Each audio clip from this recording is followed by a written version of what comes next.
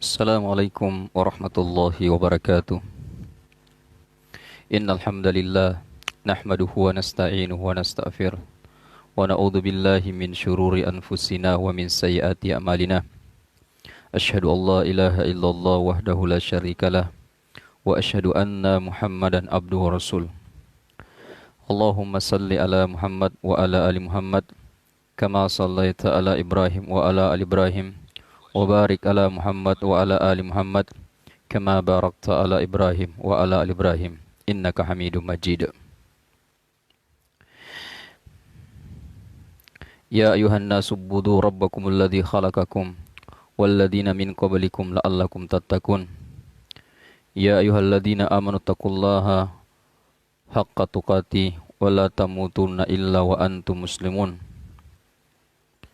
Ya ayyuhalladzina amanu taqullaha wa qulu qawlan sadida yuslih lakum a'malakum wa yaghfir lakum dzunubakum wa may yuti'illaha wa rasulahu faqad faza fawzan 'azima. Ya ayyuhalladzina amanu taqullaha wa kunu ma'as sadiqin. Fa in asdaqal hadithi kitabullah wa khairul hadi hadi Muhammadin sallallahu alaihi wasallam wa syarrul umuri muhdatsatuha wa kullu muhdatsatin bid'ah wa kullu bid'atin dhalalah wa kullu dalalatin finnar. Amma ba'd. Kaum muslimin dan muslimah, para pemirsa yang semoga kita semua dimuliakan dan dirahmati oleh Allah Subhanahu wa taala. Alhamdulillah, kita bersyukur dan memuji kepada Allah Subhanahu wa taala oleh karena di malam yang berbahagia ini kita masih dipertemukan oleh Allah Subhanahu wa taala dalam keadaan Islam, dalam keadaan iman. Ini semua patut untuk kita syukuri. Walaupun daerah kita mungkin sekarang dalam keadaan yang cukup darurat dengan mewabahnya sebuah virus, yaitu virus corona. Namun di satu sisi kita tetap harus bersyukur kepada Allah Subhanahu wa taala karena di sana masih banyak nikmat-nikmat Allah yang lainnya yang pantas dan wajib untuk kita syukuri. Kemudian kita juga bersalawat kepada beliau, pemimpin umat, manusia terbaik sepanjang zaman, yang senantiasa kita harapkan syafaatnya, yang senantiasa kita harapkan pembelaannya di hari akhirat kelak, yaitu Nabi Muhammad sallallahu alaihi wasallam. Insyaallah kaum muslimin dan muslimah, para pemirsa yang dimuliakan oleh Allah Subhanahu wa taala, pada malam yang berbahagia ini kita akan melanjutkan pembahasan kita, yaitu yang berkaitan tentang ukhuwah Islamiyah. Ya, pada malam-malam sebelumnya kita sudah menyampaikan tentang definisi ukhuwah Islamiyah, kemudian dalil-dalil tentang ukhuwah Islamiyah, kemudian keutamaan ukhuwah Islamiyah. Nah, pada malam hari ini insyaallah kita akan menyampaikan yaitu syarat-syarat ukhuwah Islamiyah. Ya, syarat-syarat berukhuwah. Ini penting untuk kita ketahui bersama, untuk kita fahami bersama, agar kita bisa membina ukhuwah Islamiyah ini sebagaimana yang dikehendaki dan diinginkan oleh Allah Subhanahu wa taala. Kaum muslimin dan muslimah yang dimuliakan oleh Allah Subhanahu wa taala, bahwa agar ukhuwah kita bisa benar-benar tegak dalam kehidupan, maka hendaknya kita orang yang saling mencintai karena Allah Subhanahu wa taala memperhatikan beberapa hal. Ya, jadi kita harus memperhatikan beberapa hal agar ukhuwah kita ini betul-betul bisa tegak, sekali lagi sebagaimana yang diharapkan dan diinginkan oleh Allah Subhanahu wa taala. Yang pertama, syarat yang pertama yaitu ikhlas. Ini. Dan saya rasa semua amalia-amalia yang kita ingin kerjakan itu harus diawali dengan niat ikhlas. Harus diawali dengan niat ikhlas. Kaum muslimin dan muslimah, para pemirsa yang dimuliakan oleh Allah Subhanahu wa taala, ukhuwah Islamiyah akan benar-benar terwujud, akan benar-benar bisa tercapai bila masing-masing pribadi kita mengikhlaskan ukhuwah karena Allah Subhanahu wa taala semata. Jadi kita membina ukhuwah Islamiyah, membina persaudaraan dengan saudara muslim kita. Niat kita tidak ada lain kecuali mengharapkan ridha dari Allah Subhanahu wa taala.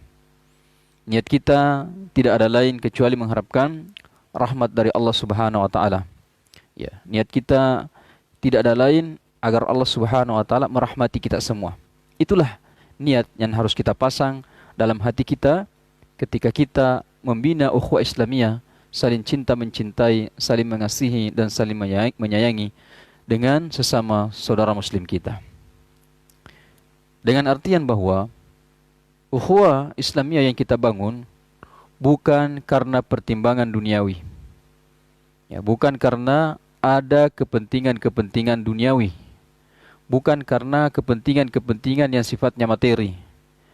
Ukhuwah Islamiyah kita bangun bukan hanya karena faktor kesukuan. Ya, misalnya kita satu suku, satu Bugis, maka kita hanya ingin membina ukhuwah dengan satu suku kita, tidak. Ya, tetapi semua suku ketika dia bersyahadat asyhadu alla ilaha illallah wa asyhadu anna muhammadar rasulullah, mereka mengimaninya, mereka meyakininya, maka kita berukhuwah dengan mereka. Jadi ini, ukhuwah Islamiyah tidak boleh dibangun atas pertimbangan kesukuan. Sekali lagi, ukhuwah Islamiyah tidak boleh dibangun karena ikatan-ikatan duniawi. Karena ukhuwah yang dibangun karena perkara-perkara duniawi semata, kepentingan-kepentingan semata, itu sifatnya semu. Bukankah kita melihat alangkah banyak orang yang awalnya begitu akrab, begitu saling berukhuwah kelihatan secara lahiriah, tetapi dengan mudahnya retak, dengan mudahnya lepas. Kenapa? Karena ukhuwah mereka bangun bukan karena mengharapkan rahmat Allah, bukan karena mengharapkan keridaan Allah Subhanahu wa taala, akan tetapi ukhuwah mereka bangun karena kepentingan-kepentingan duniawi semata, karena kepentingan-kepentingan politik misalnya, karena relasi bisnis misalnya. Ya, ada hubungan bisnis, maka mereka membangun ukhuwah. Nah, ketika hubungan bisnis mereka sudah rusak, maka ukhuwah mereka pun akan rusak. Jadi inilah pentingnya kita senantiasa menanamkan niat ikhlas dalam diri kita masing-masing. Ya, seluruh ibadah-ibadah yang kita lakukan, maka yang pertama dan utama yang harus kita hadirkan dalam diri kita adalah niat ikhlas. Nah, bukankah sudah kita paham bersama bahwa Allah Subhanahu wa taala berfirman, "Alladzi khalaqal mauta wal hayata liyabluwakum ayyukum ahsanu amala." Bahwa Allah Subhanahu wa taala menciptakan kehidupan dan kematian untuk menguji kita, siapa di antara kita yang ahsanu amala, yang paling bagus amalnya. Ya. Jadi Allah menciptakan yang namanya kehidupan dan kematian, tidak ada lain, tujuannya adalah untuk menguji kita, siapa di antara kita yang paling baik amalnya. Ahsanu amala. Ya, amal yang paling baik dijelaskan oleh ulama kita, amal yang paling baik yaitu ikhlas yang pertama, dan yang kedua mengikuti tuntunan, mengikuti sunnah Rasulullah sallallahu alaihi wasallam. Jadi disinilah urgensi pentingnya niat ikhlas tersebut dalam beribadah kepada Allah Subhanahu wa taala, termasuk di dalamnya ketika kita ingin membina ukhuwah Islamiyah dengan orang lain, membina ukhuwah Islamiyah dengan saudara muslim kita, maka kita pasang niat bahwa betul-betul kita ingin membina hubungan dengannya karena mengharapkan ridha dari Allah Subhanahu wa taala. Jadi ini yang pertama, syarat ukhuwah Islamiyah, yaitu ikhlas semata-mata membangun, membina ukhuwah Islamiyah karena Allah Subhanahu wa taala.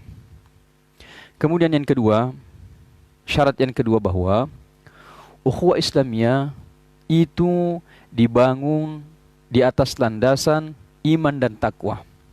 Ya. Ini penting juga, tidak kalah pentingnya dengan poin yang pertama, yaitu keikhlasan, yaitu ukhuwah Islamiyah harus dibangun di atas pondasi iman dan takwa. Iman, tauhid dan takwa, ketakwaan kepada Allah Subhanahu wa taala. Ya.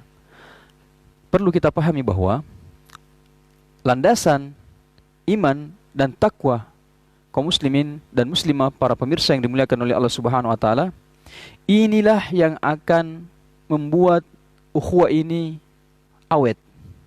Inilah yang akan membuat ukhuwah ini langgeng. Inilah yang membuat ukhuwah ini akan terus-menerus sampai di hari akhirat kelak. Ya, ini sebuah ukhuwah yang dibangun keikhlasan, kemudian dibangun di atas iman dan takwa, di atas tauhid yang benar, di atas akidah yang benar, di atas ketakwaan kepada Allah Subhanahu wa taala. Ukhuwah semacam inilah yang akan langgeng, yang akan bertahan sampai dunia kiamat dan di akhirat nanti kelak. Ya. Sebagaimana firman Allah Subhanahu wa taala dalam surah Az-Zukhruf ayat 67. Ya, sebagaimana yang telah kita bacakan beberapa waktu yang lalu. Ya, kembali penulis mengangkat dalilnya di sini bahwa teman-teman dekat pada hari itu sebagiannya menjadi musuh sebagian yang lain. Jadi teman-teman kita di dunia ini sebagiannya itu akan menjadi musuh kita di akhirat kelak. Jadi ada teman-teman kita di dunia ini yang kita temani akrab, di akhirat nanti akan menjadi musuh-musuh kita. Illal muttaqin, kecuali yang bertakwa. Jadi jelas, kecuali yang bertakwa, mereka inilah yang akan senantiasa menjadi teman kita, menjadi sahabat kita di dunia ini, dan akan menjadi teman kita, sahabat kita di akhirat, di dalam surga yang penuh dengan kenikmatan. Oleh sebab itu kaum muslimin dan muslimah, para pemirsa yang dimuliakan oleh Allah Subhanahu wa taala, di dalam berukhuwah Islamiyah kita lihatlah orang-orang yang bertauhid, orang-orang yang berakidah, orang-orang yang jauh dari kemusyrikan, orang-orang yang lurus imannya, orang-orang yang bagus ketakwaannya kepada Allah Subhanahu wa taala, yang kita jadikan sebagai sahabat, yang kita jadikan sebagai saudara. Karena ini sangat menentukan bagaimana nasib kita di akhirat kelak. Ini sangat menentukan siapa yang akan menjadi kawan kita, siapa yang akan menjadi saudara kita di akhirat kelak. Kemudian Rasulullah sallallahu alaihi wasallam juga memang memerintahkan kita agar mengambil teman dekat dari kalangan orang-orang yang beriman. Ya, di samping Allah Subhanahu wa taala memerintahkan kepada kita untuk berkawan, berteman, bersaudara dengan orang-orang bertakwa, Rasulullah sallallahu alaihi wasallam dalam hadits yang diriwayatkan oleh Imam Tirmidzi juga menyampaikan kepada kita, menganjurkan kepada kita semua untuk berteman dengan orang-orang yang beriman. Hal ini dipahami dari sabda Rasulullah sallallahu alaihi wasallam yang mulia bahwa janganlah kamu, coba kita perhatikan sabda Rasulullah, larangan, janganlah kamu berteman. Jadi kita dilarang berteman, kemudian melainkan dengan orang mukmin. Ya, janganlah engkau wahai umatku berkawan, berteman, bersaudara dengan kecuali dengan orang mukmin. Artinya kita hanya diperintah oleh Rasulullah, kita hanya dianjurkan oleh Rasulullah untuk berteman, untuk berkawan dengan orang-orang mukmin, orang-orang beriman, orang-orang yang bertauhid, orang-orang yang berakidah, orang-orang yang menjauhi segala macam bentuk kesyirikan. Dengannya lah kita berteman. Kemudian Rasulullah melanjutkan sabdanya, dan janganlah makan makananmu melainkan orang yang bertakwa. Jadi janganlah makananmu dimakan oleh orang-orang yang tidak bertakwa. Coba bayangkan, dalam perkara makanan saja Rasulullah memberikan aturan kepada kita. Dalam dengan perkara makanan, siapa yang harus kita beri makanan? Rasulullah sallallahu alaihi wasallam mengajarkan kepada kita bahwa janganlah makan makananmu melainkan orang yang bertakwa. Ya, sebelumnya Rasulullah mengatakan janganlah kamu berteman melainkan dengan orang mukmin. Artinya kita hanya dianjurkan oleh Rasulullah, kita hanya diperintah oleh Rasulullah untuk berteman dengan orang mukmin. Berteman di sini dalam artian berteman akrab, bersahabat. Itulah yang dimaksud dengan teman. Kemudian janganlah makan makananmu melainkan orang-orang yang bertakwa. Jadi ketika kita ingin memberikan makanan kepada seseorang, maka yang paling utama, yang paling afdal kita lihat siapa di antara mereka yang bertakwa kepada Allah Subhanahu wa taala, siapa di antara mereka yang bertakwa kepada Allah Subhanahu wa taala, mereka itulah yang kita berikan makanan. Mereka itulah yang kita utamakan, mereka itulah yang kita prioritaskan untuk memberikan makanan kepada mereka. Ya, walaupun secara umum, siapa saja boleh kita beri makanan secara umum. Tetapi yang lebih afdal, yang lebih utama, berdasarkan hadits yang mulia ini, bahwa janganlah makan makananmu, melainkan orang yang bertakwa. Itu lebih afdal, kita beri makan orang yang bertakwa. Jadi ini yang kedua, syarat ukhuwah Islamiyah, yaitu dibangun di atas pondasi iman dan takwa. Dibangun di atas pondasi iman dan takwa. Kita berukhuwah dengan orang-orang yang beriman, orang-orang yang bertauhid, orang-orang yang menjauhi kemusyrikan. Kita berukhuwah dengan orang-orang yang bertakwa. Seperti itu penjelasan dalam agama yang mulia ini. Kemudian yang ketiga, syarat ukhuwah yang ketiga, yaitu saling menasihati karena Allah. Jadi yang namanya saling menasihati, kita bernasihat dan kita dinasihati. Banyak di antara kita, mudah-mudahan tidak termasuk kita, hanya kita yang mau bernasihat. Hanya kita yang mau bernasihat kepada saudara kita. Hanya kita yang mau bernasihat kepada orang lain. Tetapi kita tidak mau menerima nasihat. Ini tidak benar. Yang benar adalah saling ada interaksi, timbal balik. Saling menasihati, kita memberi nasihat, dan kita juga siap untuk dinasihati. Sebagaimana sabda Rasulullah sallallahu alaihi wasallam yang diriwayatkan oleh Imam Bukhari dan Imam Muslim, diriwayatkan dari Jarir bin Abdullah, ia berkata, ya, aku membayat Rasulullah. Ya, bayat di sini artinya sumpah setia. Ya, bersumpah setia di hadapan Rasulullah sallallahu alaihi wasallam, dibayat, diambil sumpahnya, sumpah setia kepada Rasulullah. Apa isi bayatnya? Yaitu untuk mendirikan salat. Ini isi bayat Jarir bin Abdullah kepada Rasulullah sallallahu alaihi wasallam. Yang pertama, mendirikan salat. Yang kedua, menunaikan zakat. Dan yang ketiga, menasehati sesama muslim.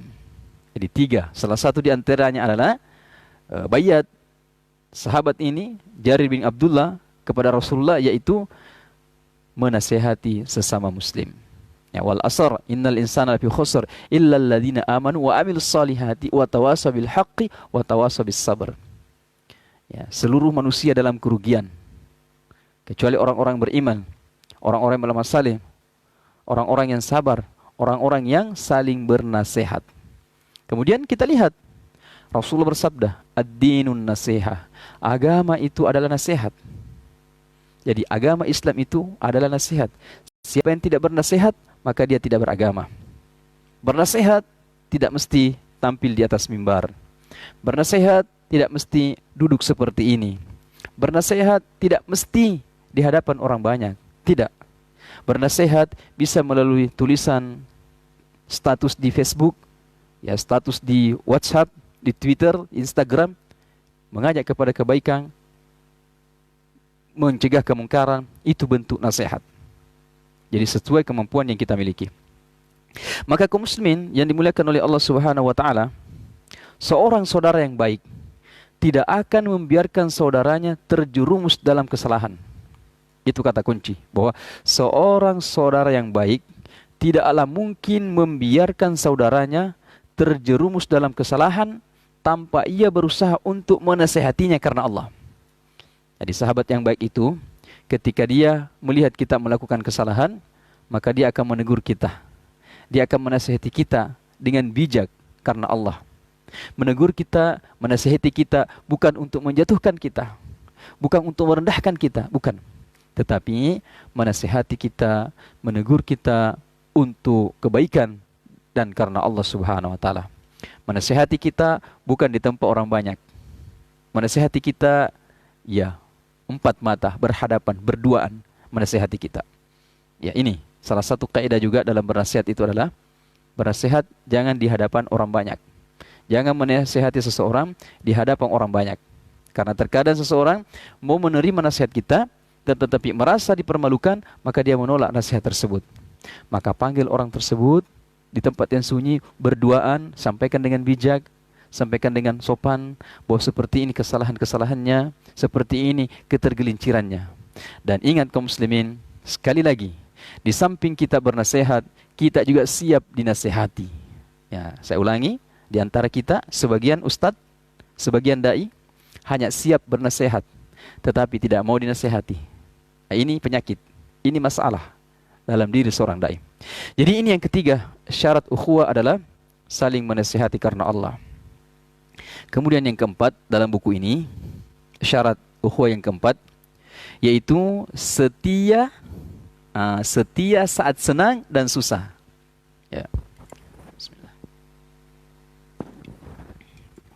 Alhamdulillah. Jadi yang keempat, syarat ukhuwah yang keempat itu setia saat senang dan susah.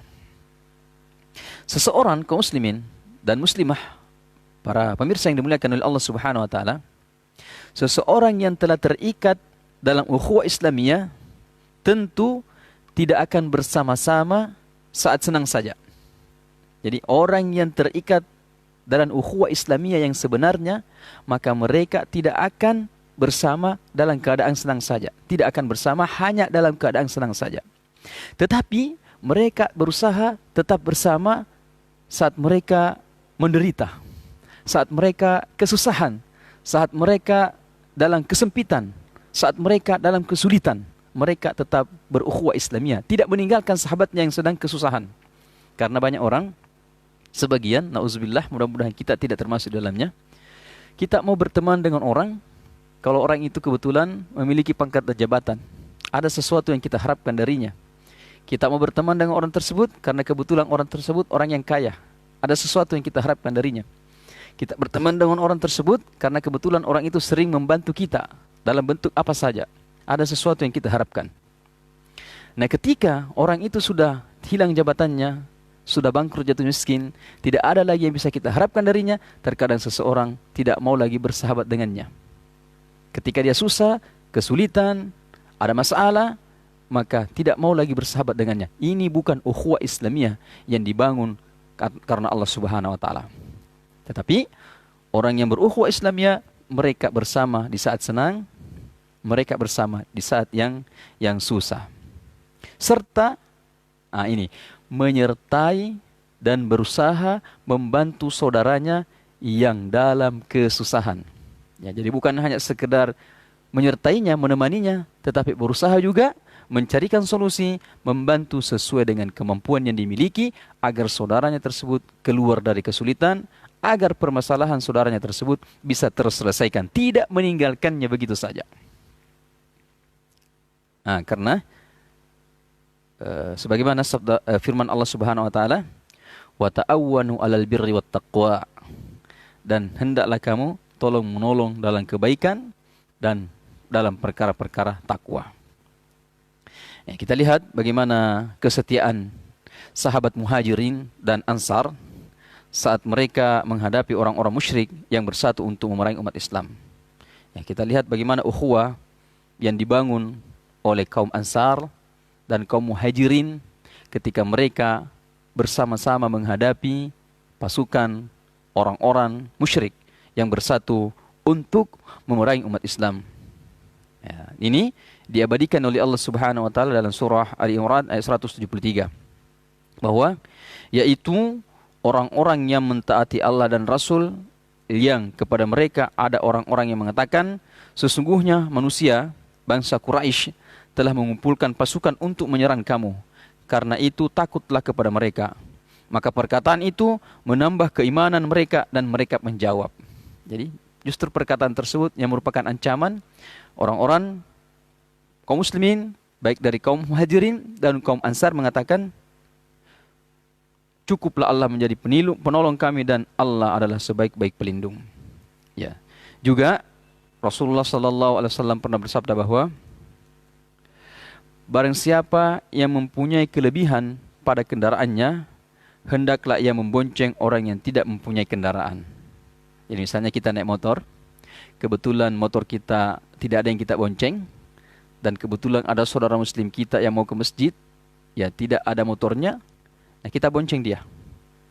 Kita ke masjid pakai mobil misalnya, kebetulan kita melihat saudara kita berjalan kaki misalnya, maka kita panggil dia untuk naik ke mobil kita untuk bersama-sama ke masjid atau ke tempat-tempat yang lainnya. Jadi barang siapa yang mempunyai kelebihan tempat pada kendaraannya, hendaklah ia membonceng orang yang tidak mempunyai kendaraan. Barang siapa yang memiliki kelebihan bekal, maka hendaklah ia memberi orang yang tidak mempunyai bekal. Ya, kita melakukan suatu safar perjalanan, kebetulan ada kelebihan bekal kita, ya bekal kita sudah cukup, ada kelebihannya, maka kelebihan bekal tersebut kita berikan kepada orang yang tidak memiliki bekal atau kekurangan bekal atau tidak cukup bekalnya. Beliau terus-menerus menyebutkan berbagai jenis harta sehingga kami mengira tak seorang pun di antara kami yang berhak atas kelebihan hartanya. Ya, dalam hadits ini Rasulullah SAW menggambarkan bahwa ikatan sesama mukmin ibarat satu tubuh yang saling merasakan penderitaan sesama anggota tubuh lainnya. Ya, jelas bahwa dalam hadits yang mulia ini Rasulullah menggambarkan bahwa ikatan sesama mukmin itu ibarat satu tubuh yang saling merasakan penderitaan sesama anggota tubuh lainnya. Ya, itu tadi bahwa ketika kita memiliki kelebihan kendaraan, maka kita berusaha menaikkan atau mengikut sertakan saudara kita di kendaraan kita. Kita memiliki kelebihan bekal, maka kita berusaha memberikan sebagian bekal kita, kelebihan bekal kita kepada saudara muslim kita. Nah, ini ibarat satu tubuh yang sakit, maka satu tubuh yang lainnya pun merasakan sakit. Begitupun sabda Rasulullah SAW yang diriwayatkan oleh Imam Bukhari dan Muslim. Ini hadits yang populer. Rasulullah SAW bersabda bahwa perumpamaan orang-orang beriman dalam hal saling mencintai, perumpamaan orang-orang beriman dalam hal saling mengasihi dan saling menyayangi adalah bagaikan satu jasad. Nah, seperti itulah kaum muslimin saling mengasihi, saling mencintai, saling menyayangi, diibaratkan seperti satu batang tubuh jasad kita ini jasad kita.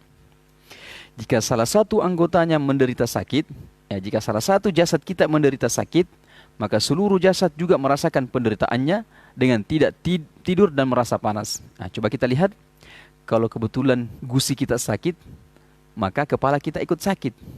Kalau gusi kita sakit, maka terkadang telinga kita ikut sakit. Kalau gusi kita sakit, maka terkadang mata kita tidak bisa tidur. Kalau gusi kita sakit, maka terkadang badan kita demam. Seperti itulah ibaratnya orang yang berukhuwah Islamiyah. Jadi ini, kaum muslimin, para pemirsa yang dimuliakan oleh Allah Subhanahu wa taala, syarat-syarat berukhuwah Islamiyah. Yang pertama, ikhlas karena Allah Subhanahu wa taala. Yang kedua, ukhuwah Islamiyah dibangun di atas pondasi iman, pondasi tauhid, akidah yang benar, dan di atas ketakwaan kepada Allah Subhanahu wa taala. Kemudian ukhuwah Islamiyah syaratnya itu saling menasihati, siap bernasihat dan siap untuk dinasihati. Yang keempat, ukhuwah Islamiyah bisa terwujud ketika kita setia saat senang dan setia di saat susah. Ya, setia di saat kita senang dan setia di saat kita susah. Nah, itu setidaknya 4 yang ditulis dalam buku ini, syarat-syarat berukhuwah. Ya, walaupun saya rasa masih ada beberapa di antaranya yang merupakan syarat-syarat ukhuwah, akan tetapi cukuplah 4 yang kita bisa sampaikan pada kesempatan kali ini. Nah, yang keempat ini kalau kita sudah bisa amalkan dengan sebaik-baiknya, insyaallah kita sudah bisa meraih ukhuwah Islamiyah. Apalagi kaum muslimin yang dimuliakan oleh Allah Subhanahu wa taala, musuh-musuh Islam. Musuh-musuh Islam ini ada banyak. Orang-orang kafir, musuh-musuh Islam. Orang-orang sekuler, musuh-musuh Islam. Orang-orang liberal, musuh-musuh Islam. Orang-orang plural, musuh-musuh Islam. Orang-orang munafik, musuh-musuh Islam. Orang-orang Syiah, musuh-musuh Islam. Orang-orang Khawarij, musuh-musuh Islam. Orientalis Barat, musuh-musuh Islam. Banyak sekali musuh-musuh Islam. Nah, musuh-musuh Islam ini tidak akan mungkin bisa kita hadapi hanya sendiri. Musuh Islam ini tidak mungkin hanya bisa dihadapi oleh satu kelompok. Musuh-musuh Islam ini tidak mungkin bisa dihadapi oleh satu organisasi saja. Musuh-musuh Islam ini tidak mungkin bisa dihadapi oleh satu yayasan saja. Tetapi musuh-musuh Islam ini nanti bisa kita hadapi ketika seluruh komponen umat Islam bersatu, terikat dalam bingkai ukhuwah Islamiyah.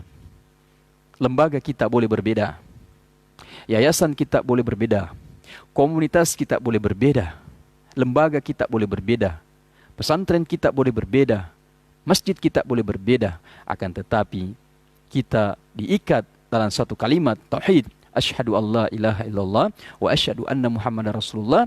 Dengan alasan inilah kita terikat dalam bingkai ukhuwah Islamiyah yang dibangun di atas iman, sama-sama beriman kepada Allah Subhanahu wa taala, sama-sama beriman kepada kerasulan Rasulullah sallallahu alaihi wasallam, sama-sama beriman kepada rukun iman khilafiyah, kita tentu memiliki hujjah masing-masing. Kita mengamalkan sebuah amalan, tentu kita memiliki dalil-dalil yang bisa kita pertanggungjawabkan secara ilmiah, baik di hadapan manusia maupun di hadapan Allah Subhanahu wa taala kelak. Di perkara-perkara yang seperti itu tidak usah lagi kita peruncing. Ya.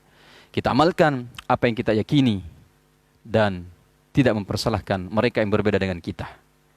Ya, kita amalkan apa yang kita yakini, apa yang kita ilmui, apa yang kita pelajari, dan kita merasa itu kuat menurut kita dengan tidak mempersalahkan yang lain, maka dunia ini akan aman. Dunia ini akan aman. Sekali lagi, musuh-musuh Islam mereka bersatu. Yahudi, Nasara. Firman Allah jelas, wala yazaluna yuqatilunakum hatta yaruddukum an dinikum in istata'am. Dan mereka tidak akan pernah berhenti memerangi kalian wahai umat Islam. Wala yazaluna yuqatilunakum sampai hatta yaruddukum, sampai engkau murtad, sampai engkau keluar dari agamamu. Jelas, mereka tidak akan pernah berhenti memerangi umat Islam. Siang malam mereka berpikir, konspirasi-konspirasi mereka bangun, al-ghawsul fikr, perang-perang pemikiran mereka lancarkan. Untuk apa? Untuk memurtadkan umat Islam. Hatta yaruddukum an dinikum, sampai umat Islam itu murtad dari agamanya. Ini mereka melakukan itu sekuat dengan kemampuannya. Semua fasilitas mereka kerahkan, seluruh materi mereka kerahkan, seluruh kekuatan, power mereka kerahkan. Siapa mereka? Siapa mereka itu? Dijelaskan dalam ayat yang lain, walan tarda ankal yahudu walan nasara hatta tattabi'a millatahum. Orang-orang Yahudi dan orang-orang Nasara tidak akan pernah ridha, tidak akan pernah senang kepada umat Islam. Hatta yaruddukum. Walan tarda hatta tattabi'a millatahum, sampai engkau mengikuti milah mereka. Jadi orang-orang Yahudi, orang-orang Nasrani, mereka tidak akan pernah ridha, tidak akan pernah senang kepada umat Islam kita sampai kita mengikuti milah mereka. Apa itu milah? Dijelaskan oleh ulama kita, milah itu adalah agama, milah itu adalah undang-undang, milah itu adalah sistem, milah itu adalah prinsip hidup, milah itu adalah karakter, kebiasaan, pola hidup, cara hidup, itulah milah. Jadi orang-orang Yahudi, orang-orang Nasrani tidak akan pernah senang kepada umat Islam sampai umat Islam itu mengikuti agama mereka. Sampai umat Islam itu mengikuti undang-undang mereka. Sampai umat Islam itu mengikuti sistem mereka. Sampai umat Islam itu mengikuti pola hidup mereka. Nah, kalau umat Islam sudah mengikutinya, barulah mereka senang kepada umat Islam. Ya, ini yang harus kita waspadai. Ya, karena ini ayat Allah yang menyampaikan kepada kita, Allah yang menyampaikan kepada kita bagaimana karakter musuh-musuh Islam yang mereka bersatu padu untuk menghancurkan, memurtadkan umat Islam. Mereka bersatu padu untuk membuat umat Islam mengikuti milah mereka. Dan sekali lagi, semua ini tidak bisa kita hadapi hanya satu kelompok saja. Seluruh umat Islam, lembaga Islam, yayasan, dan sebagainya bersatu di bawah panji Islam, ukhuwah Islamiyah. Ini kaum muslimin yang bisa kita sampaikan pada kesempatan kali ini. Insyaallah pada kesempatan selanjutnya kita akan jelaskan tahapan-tahapan ukhuwah. Ya, tadi kita sudah jelaskan syarat-syarat ukhuwah. Selanjutnya kita akan jelaskan tahapan-tahapan ukhuwah, urutan-urutan ukhuwah. Bagaimana caranya, tahapannya, bagaimana awalnya ukhuwah itu bisa terbentuk. Agar ukhuwah ini betul-betul seperti yang diharapkan oleh Allah Subhanahu wa taala, ukhuwah yang terbina di dunia sampai di akhirat kelak. Demikian yang bisa kita sampaikan. Mudah-mudahan bermanfaat buat kita semua, terkhusus buat kami pribadi, dan senantiasa kita berdoa kepada Allah Subhanahu wa taala agar Allah Subhanahu wa taala menyelamatkan bangsa Indonesia secara khusus dan dunia secara umum dari wabah corona atau wabah-wabah yang lainnya. Senantiasa melindungi kita, memberikan kekuatan kepada petugas medis kita, para dokter, para perawat di dalam melaksanakan tugas-tugas mereka, dilindungi oleh Allah Subhanahu wa taala, baik diri mereka dan keluarga mereka. Diberikan kekuatan oleh Allah Subhanahu wa taala, sumber kekuatan dari Allah Subhanahu wa taala, sumber perlindungan dari Allah Subhanahu wa taala. Dan kita rakyat patuh kepada aturan pemerintah kita, patuh kepada himbauan ulama kita dalam rangka mengamalkan ayat Allah Subhanahu wa taala, ya ayyuhalladzina amanu atiullah wa atiur rasul wa ulil amri minkum. Wahai orang-orang beriman, taatlah kepada Allah, taatlah kepada Rasul, dan taatlah kepada pemimpin-pemimpin kalian. Taat kepada Allah, taat kepada Rasul, taat kepada pemimpin-pemimpin kita, ini sebuah kewajiban. Kenapa? Karena Allah yang memerintahkan kita untuk taat kepada pemimpin selama pemimpin tersebut tidak bermaksiat kepada Allah Subhanahu wa taala. Himbauan pemerintah telah dikeluarkan untuk kemaslahatan kita. Tidak ada kata lain buat kita kecuali sami'na wa ata'na, dengar dan taat. Seperti itu. Apalagi sudah didukung dengan fatwa-fatwa ulama. Apalagi siapa lagi yang kita mau dengar kalau bukan mereka ini. Demikian, mudah-mudahan bermanfaat. Hasbunallahu wa ni'mal wakil, ni'mal maula wa ni'man nasir. Subhanakallah wa hamdik, asyhadu an la ilaha illa anta, astaghfiruka wa atubu ilaik. Assalamualaikum warahmatullahi wabarakatuh.